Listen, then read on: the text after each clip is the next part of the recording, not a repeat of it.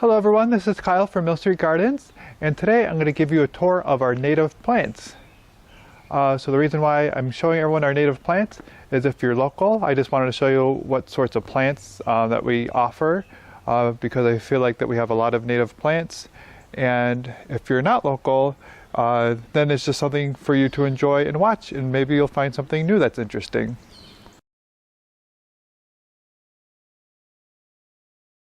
Alright, so in this tour we're going to talk about the native species and something that they call the nativar, which is a combination of the words native and cultivar. So a cultivar is just a cultivated version of a species, and we offer both of those here at the nursery. So the first table that we have an example of both, which I'll show you.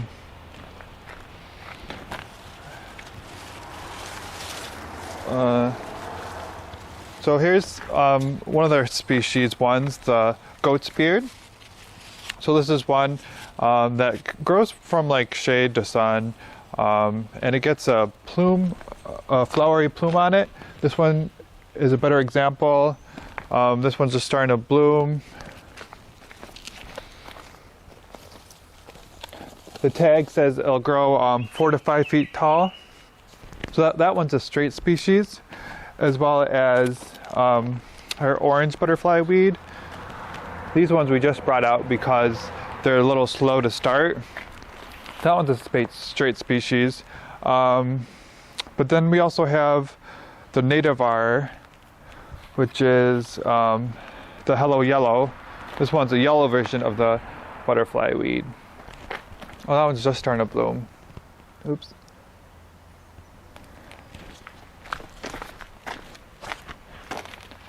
And then finally, at our first table, we have the swamp milkweed. This one's just starting to bloom too. So let's see. This one grows 32 to 48 inches tall. They call it swamp milkweed because it likes to grow in swampy conditions, but it's adaptable, so you can just grow it in your regular garden. I would just water it during times of drought. And this one gets a beautiful pink flower on it that smells amazing. So all these plants are great plants for butterflies, and I know the milkweed's a food source for the monarch butterfly. I'm going to try to bounce around so we don't always go in the same order for every single video.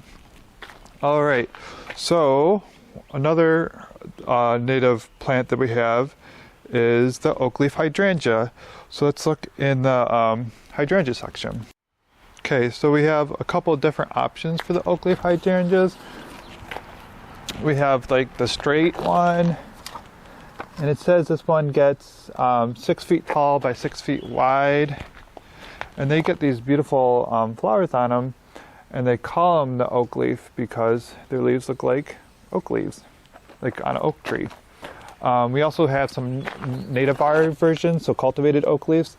So this one's called Gatsby Moon, and it gets a very beautiful flower on it, 6 to 8 feet tall. So these are good for like full sun or part sun situations.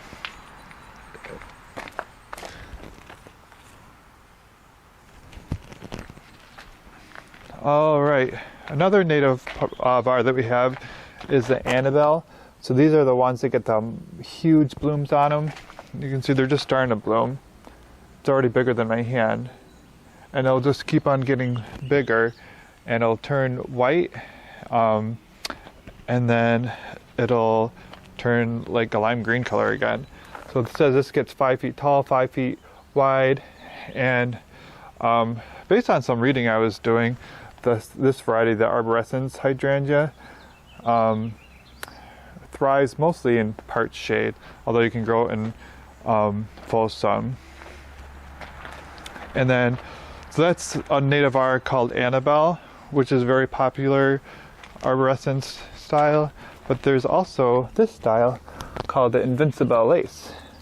So it grows much the same size and everything, but it gets these colored blooms on it, and it has a lace cap bloom on it, which is really nice. And it has really dark stems. So that's kind of cool about this plant. So we got a lot of these available at a great price. These are like really big. I think we're selling them for like 25 bucks, which is, I think, cheap for a nice big hydrangea.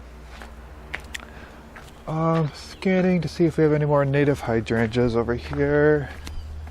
I think that's all of them, except for the fact I think I forgot to mention that we have also,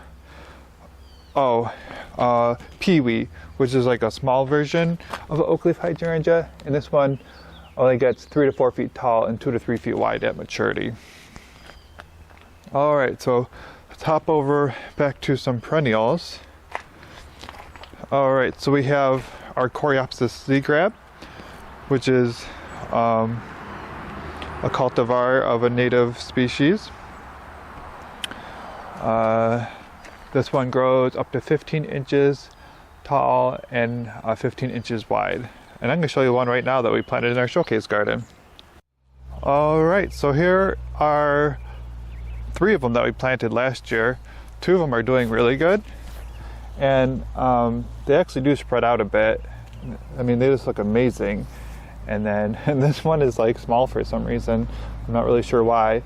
But in time, I'm assuming this will just become one big mass. And they bloom for a really long time. So there's the Zagreb Coreopsis. On our way back to that bench, I also wanted to show you Coreopsis that just came out of production. So we've been growing this one from seed since last year. And this one is very similar to the Zagreb. It has like the same ferny color foliage, but it's called Coreopsis rosea, and it has a pink flower on it. All right, so here's another nativar called Nana. And this one's been blooming for a really long time. I forgot to mention this is another Coreopsis. So this is more of a creeping ground cover. And yeah, it's just an attractive low-growing Coreopsis with pretty blooms on it this time of year. All right, so here's another straight species. This one is the Virginia spiderwort. Here's kind of a picture, but you don't need a picture because I got one of them right here that's blooming. So these get like clusters of flowers on them, and the flowers will last by one day, but then they're replaced by another flower the next day. So it's just a kind of cool plant. It gets 2 feet tall, has that grassy texture. So I'd kind of use it almost the same way that I use daylily in the garden, just if you want a different style flower. And that does good from like a full sun to a part sun type situation. Over here, we have lots of our cardinal flower. It's looking really good right now, actually. We got like different types. Like some of them are like very vertical, and some of them, like this one, has a lot of branching on it. So, cardinal flower gets a flower on it that looks like a cardinal. And here's the stats on it: 3 to 4 feet. I'll just read it to you. I got 3 to 4 feet tall, and then more than 4 hours of daylight. So that's a very adaptable plant too. It's one that you can kind of grow in a part shade situation all the way to the full sun, and they like moist conditions ideally, but like a lot of these plants, they're adaptable. All right, the next one we have over here is the Liatris spicata, or the Gayfeather. Here's what this one looks like. It's just starting to send up its bloom spikes, and it gets covered with purple fuzzy blooms that look like that. So that's a really pretty native plant that attracts a lot of pollinators. Let's see. Look on over here. We have our nativars, the Echinaceas. So we have 3 different types. We have the purple Echinacea, or the purple coneflower, and this one is a nativar called Magnus. Here's a picture. It gets up to 36 inches tall. and like a lot of this stuff, can do part sun to full sun. So very adaptable in the garden. We have another one. This is a double one. We call these, the first flower on the plant, me and Jonathan call them pancake flowers, because like when you make pancakes, the first one always comes out weird. So we feel like the theory follows with flowers, but you can kind of see what it's going to look like. And it looks really pretty. So this is a proven winners one. I'm assuming that this one doesn't like spread. I bet it's a sterile variety. And then we have the Cheyenne Spirit, which you can get a bunch of different colors from the Cheyenne Spirit. This one just happens to be orange. You can also get yellow and red. Moving on from the Echinacea, we have the Gailardia, or blanket flowers. This is a really nice perennial. We have one called Shades of Red, which has mostly red flowers. But we also have like the traditional Arizona Sun one. And these have really beautiful flowers. They're small, they're drought tolerant, they're dairy resistant, so there are lots of good things. And if you keep them deadheaded, like we see these little balls here, if you pop them off, which is hard to do with one hand, ideally I'd trim it down here, you'd keep them from going to seed and they'll bloom for you the whole season. All right. Oh, and then we have our rose mallow. So this is a native R, so not a straight species of a hibiscus. And it has a red flower on it, so it's those tropical red looking hibiscus flowers. And this one is nice because it has a variegated foliage, which is unusual. And it's a nice size for hibiscus. It gets up to 4.5 feet tall and then up to 5.5 feet wide. Okay, let's look over here. I see one over here. This one is the straight species, the Maximilian sunflower. So this is like the flowers in bouquet form, but it's a plant that supposedly can grow up to 10 feet tall. And I've seen it grow in our showcase garden, but it doesn't get that tall. Last year I think it got like 6 or 7 feet tall, and it gets covered with those pretty yellow flowers. So we have that plant available. It's one that will spread, especially by seed, or the clumps will grow. We have a nativar called Goldstrom Rebeckia. So these are the black-eyed Susans. And our black-eyed Susans look amazing this year.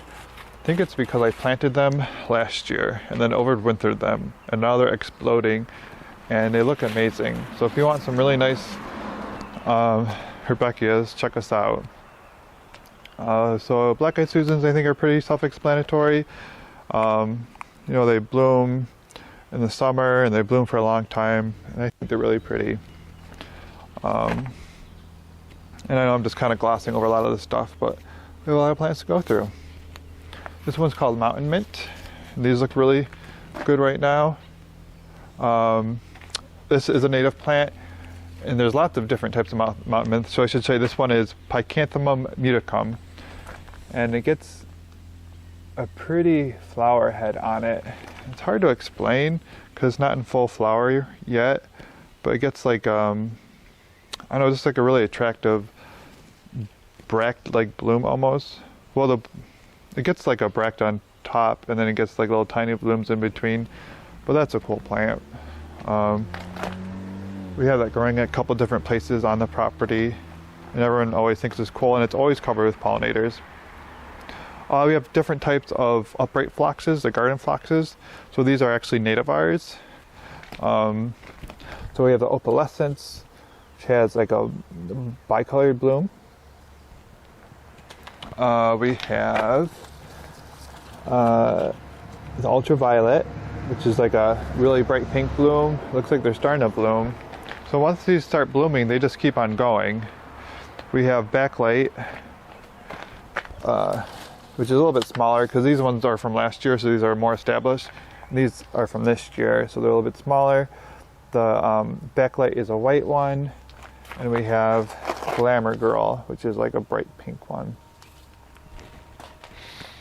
And then we have our beard tongue, which is a really nice perennial.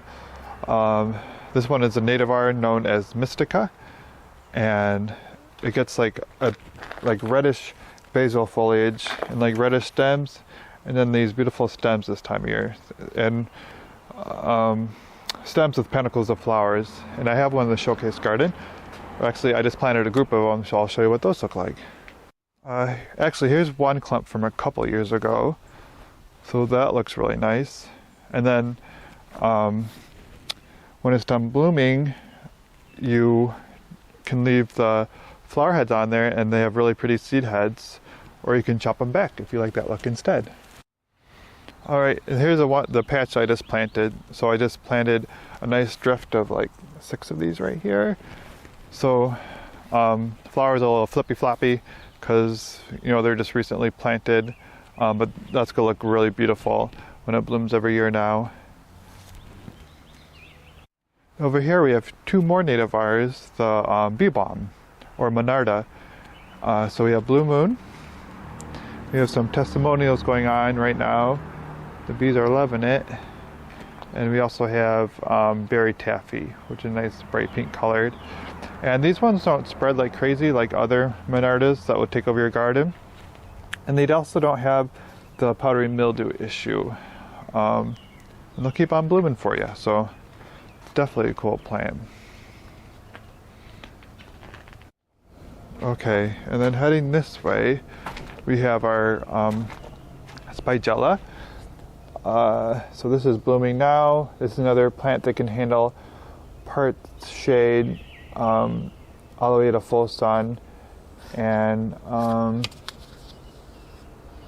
yeah, it blooms this time of year, and then has a sporadic rebloom through fall. So it thrives in most moist soils, but really just needs good drainage. So we got some more native plants over here. So we have the Veronicastrum. So Veronicastrum has a very straight upright habit, and this one can grow up to 8 feet tall, and it gets like a candelabra spike on it. So this is a species, and it looks very different in your garden because it has a different habit, and it has whorled leaves, which mean the leaves wrap around the stem like that, which is cool. And then this is one of those plants that you can Chelsea chop this time of year and cut it back by a third, and then you'll have more blooms and the plant will be less prone to flopping. We have our tufted hairgrass. Forgot what the species name is on this, but that's a native grass that we have. We also have another native grass called Northern Sea Oats. This one is adaptable. It likes full sun, but will also grow in a part shade situation. It has really pretty foliage, and then almost even cooler is these seed heads that it gets. So they look like little dingly oats. So definitely a cool plant.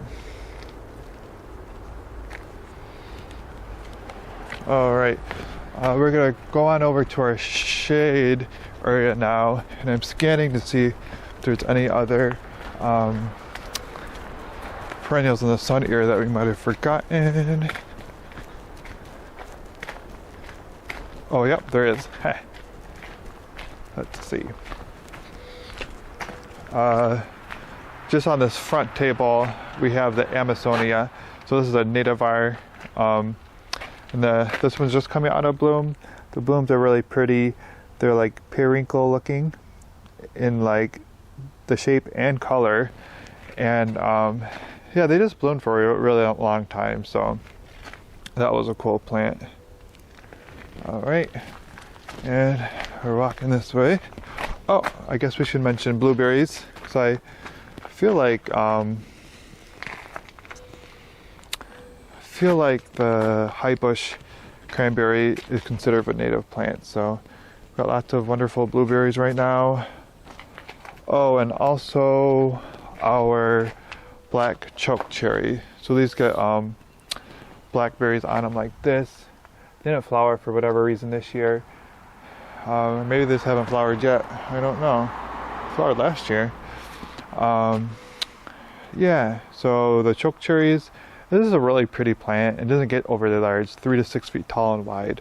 So, you know, it's a edible berry that you can add to your yard that doesn't get very big and looks pretty. Okay, in our shade area, we have our ground cover wild ginger. So it's not a real ginger, but they just call it that. So it grows up to 12 inches tall. Will form a ground cover, and it's called Asarum canadensis.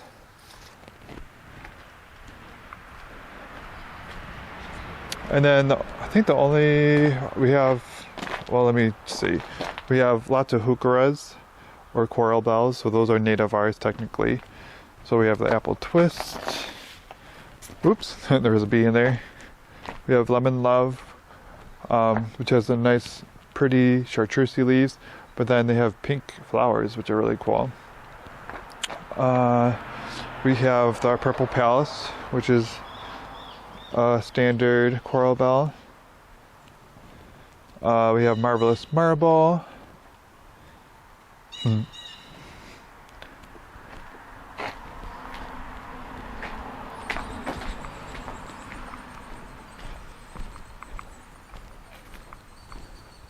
think that's it. Oh, I'm sorry.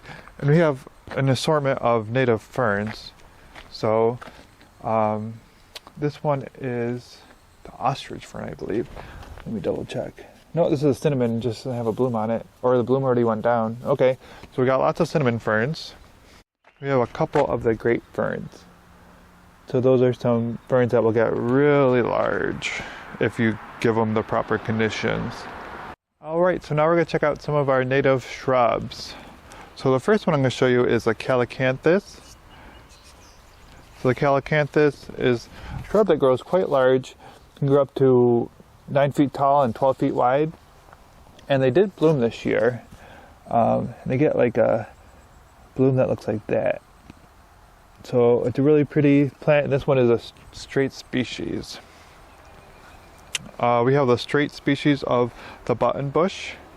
So if you ever been to Huckleberry Pond or Swamp locally, these are growing everywhere there, and they get this cluster flower that looks like that.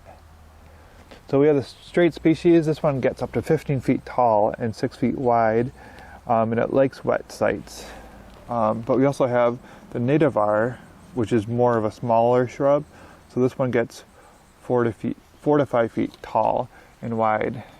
And our sugar shacks are actually looking quite nice this year. Put on a lot of new growth. And it's one that is a little bit late to come out in the spring. So one of those ones that you just gotta be careful with. It's not dead, it just hasn't come out of dormancy yet. Alright, so we got a couple more options on this first row. We have the this is a nativar of the yellow twig dogwood. So has pretty yellow wood, which looks really nice against like a red twig dogwood during the winter. And it gets white blooms that already bloomed, and it just has, you know, the pretty green foliage.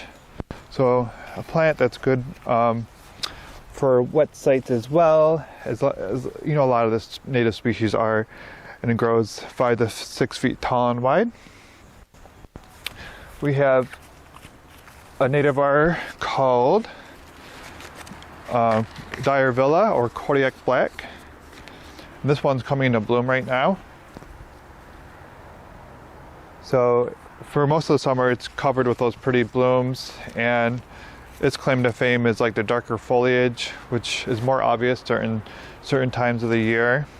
So a nice adaptable native bush honeysuckle.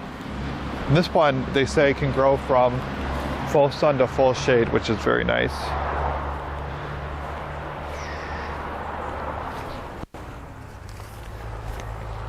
We have a nativar of the St. John's wort bush. So this one's just starting to get ready to bloom. And it's actually covered, yeah, it's covered with these buds. And it'll be blooming for a really long time with these yellow St. John's wort style blooms. So definitely a cool plant.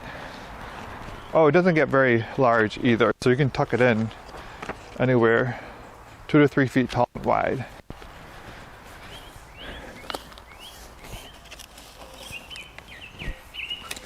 And here is Sweet Spire Henry Garnet. That's the common name. This one is an Itea. Only gets a couple of feet tall and wide. And it has pretty red bark on it. And you know, it's adaptable, but it likes wet conditions if you can give it to them. And they get covered with these droopy flowers. So they're just starting to open. There's another one in the showcase garden I'll show you in a second. The flowers are also just starting to open. It's a different variety, but it looks much the same. So the Itea, a very cool plant. Here's an example of the Itea that we have planted in the showcase variety. It's a different variety than the one that we currently sell, but it looks much the same. All right, so in this section of the shrub section, we have a couple different of nativars of the potentilla, which is a native plant that grows really good in full sun, and is just known to be able to grow in like crummy conditions, but still look really pretty and perform. So we have Primrose Beauty, which is the one in my left hand, and Goldfinger, which is the one in my right hand. So these bloom will just keep on blooming for a really long time. This one's like a creamy yellow, and the Goldfinger is like a bright yellow. And then we have one more variety. What is this one called? Pink Beauty. You know, they call it Pink Beauty because it's more of a pinker flower on it. So yeah, those are nice. I really like those. I think they're underused, and we definitely need to plant some in our showcase garden. We have some planted at home, but we don't have any out there yet. Keep on talking about my 9-bark plants. They're really pretty. This one is, this looks really nice. I haven't like picked it up and moved it. This one is the Eastern Golden one. So it has a golden foliage, and it's looked beautiful since it came out in the spring. And you know, it had the beautiful foliage when it came out, and then it had bloomed, and now it has like these pink fruit things on them. So they're really pretty. It's a nice plant. So the pink against the yellow foliage, I think, is really nice. That one back. And then we have the straight species. That one's a nativar, and then this one is the straight species of the 9-bark. Let's see, this one gets 3 to 10 feet tall, up to 8 feet wide. So kind of the same thing, just the habit slightly different. You know, it's upright but also semi-weepy. Pretty shrub. The one that we have planted in the landscape over there bloomed a lot this year.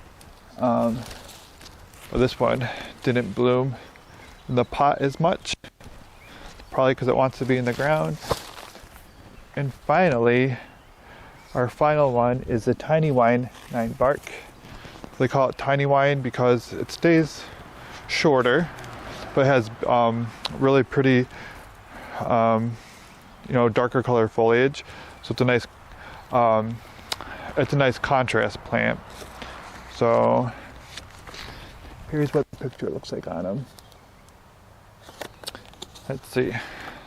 Only 3 to 5 feet tall and wide for this one. So we got some in the showcase garden, so I'll show you those. So here's the native 9-bark. It just got finished blooming. As you can see from all these fruit things, it was covered with blooms, and it also shot up a ton of new growth for this year. So it's an attractive plant next to our potentilla. Then in the landscape over here, We have our Eastern Golden 9 bark that I showed you, and then a tiny wine over here. This garden bed, when we do our nursery short tour, I'll show you all these plants. I'm sorry, the showcase our garden tour. And then our final tree over here, which, oh man, gotta do some weeding on this one. Ugh. Sorry, I couldn't help myself. This time of year it's hard to keep up with the weeds in the pots, especially when you have the cottonwood trees dumping all the cotton everywhere. This is just a spice bush, so we have a couple of those available for sale. Northern spice bush. Alright, we're doing good. We got some viburnums over here. So we have the American cranberry. We have some big boys, and we also have some smaller ones. And these get a really fragrant lace cap bloom on it, and then it gets covered with little red fruits. Maybe that's why they call it cranberry. That aren't edible to humans. We have our Viburnum dentatum, or the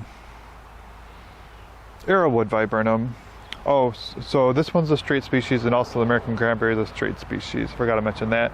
This one gets a pretty white flower on it, and then blue berries on it, which is really cool.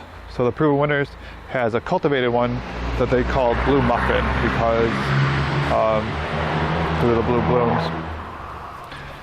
This is a coral berry, a cultivated version called the Proud Berry. So this one has really pretty foliage, and then it'll have pretty flowers on it, and then those coral berries on it. Oh, let's see. Oh, we got some more of our Annabelles over here. We got some river birches. So we're in the tree section. We got one pagoda dogwood left. So that's a nice tree, gets 10 to 15 feet tall and up to 20 feet wide, and gets cluster flowers on it. We have the white flowering dogwood.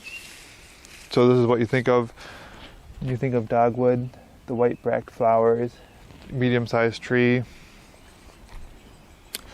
The maples are native, so we got the native sugar maple, the native red maple. Those are large trees.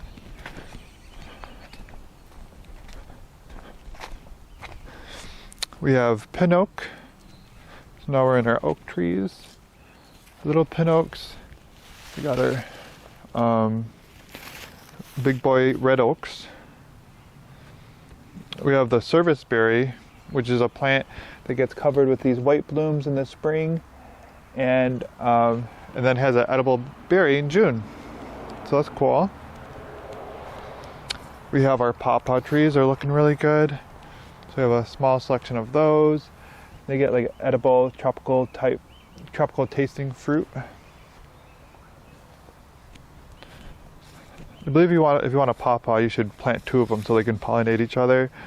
And then this is the Eastern Redbud, which gets those covered with the pretty like lavender flowers on it. That's a really popular medium-sized tree. Oh, and finally, I guess our last plant that I'll show you is the Fothergilla.